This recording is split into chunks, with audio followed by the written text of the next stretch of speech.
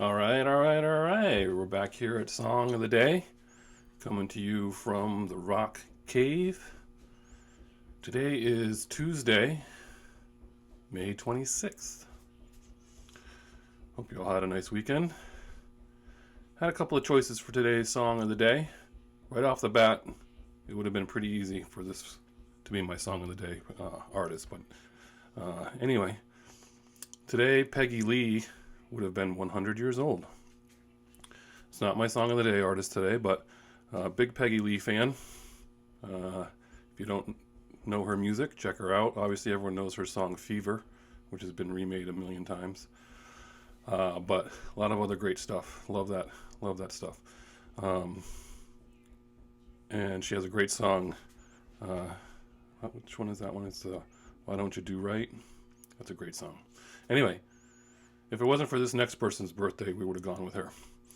But today is Levon Helm's birthday. And we all know who he is. Drummer, multi-instrument player for the band. Could spend a long time talking about the band. We'll try to cover it in a short period of time here, but let's go over who he is, or was. He was born in Elaine, Arkansas. Grew up in a town called Turkey Scratch, Arkansas. From early on, says he wanted to be a musician. He knew when he was 6 or 7 years old he wanted to be a musician, so he started playing instruments when he was 8. And did that pretty much all the way through high school and became an accomplished multi-instrument player and singer. In high school, he's asked to join the band The Hawks by Ronnie Hawkins' band. Everyone should know who the Hawks are, but his parents said he's got to wait to graduate high school before you join a band, so he does, and then he goes and catches up with them and joins the Hawks. At that point, they recruit a bunch of guys from Canada, including Robbie Robertson and Rick Danko. Robbie Robertson, on a side note, I love his solo album. It was released in the mid-'80s, and his song Somewhere Down the Crazy River. I was obsessed with that song for years. It's a great song. Anyway, so the Hawks get recruited by Bob Dylan to be his backing band when he decides to go electric. Remember we covered that recently? So they are his backing band when he goes electric. And Dylan's not well received on tour. And so Levon Helm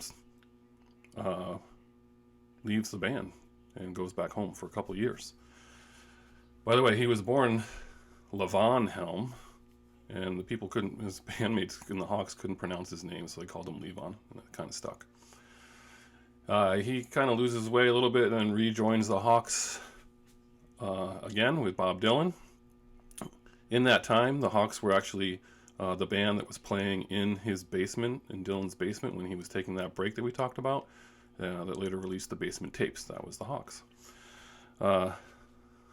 Levon rejoins the band, and they have a strange contract where they can record on multiple labels. So they can record the stuff with Dylan on one label, but put out their own stuff on a different label, which is a little strange.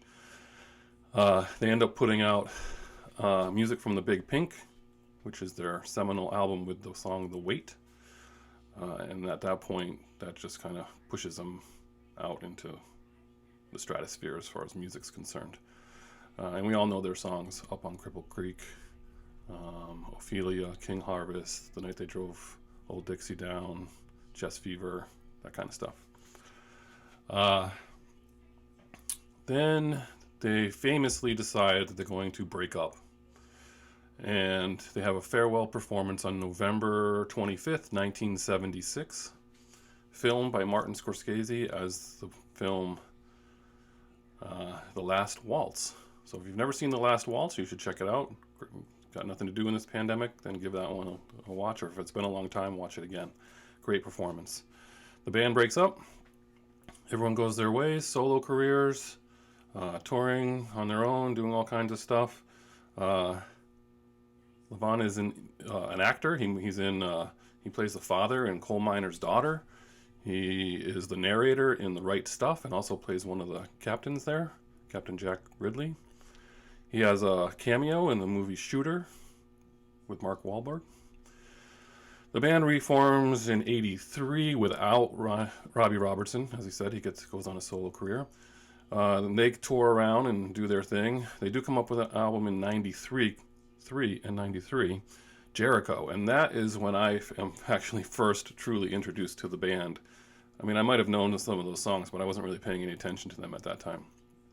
But this album, Jericho, comes out, and they do a cover version of Bruce Springsteen's Atlantic City that is just absolutely amazing. Levon sings the vocals on that, and I'm going to put that underneath here, even though that's not our song of the day. I'm going to add that to it because you got to hear that version. So they're floating around doing their thing again, and in the 2000s, he gets cancer, and he kind of stays home in Woodstock, New York, but he's also playing, and he needs to raise money, so he does these things called the Midnight Rambles, and the locals can just buy tickets and come see whoever's playing late at night, and the likes of Elvis Costello, Emmylou Harris, Chris Robinson of the Black Crowes, Donald Fagen, Ricky Lee Jones, Billy Bob Thornton, all these people, the list goes on and on and on, show up to play, and that's how he raises money. He does release a solo album in 2007. I think that's his last one. Gets diagnosed with throat cancer and dies in 2012. Big legacy for him. A very talented guy. Obviously, being able to play all those instruments and sing. The song Levon was by Bernie Taupin. It was named after him, even though it's not about him. Bruce Springsteen, George Harrison, Mark Cohn, all kinds. I mean, just everyone is just in awe of his legacy. So anyway, that's going to be your song of the day. We're going to do The Wait from The Last Waltz. Check it out. Great song.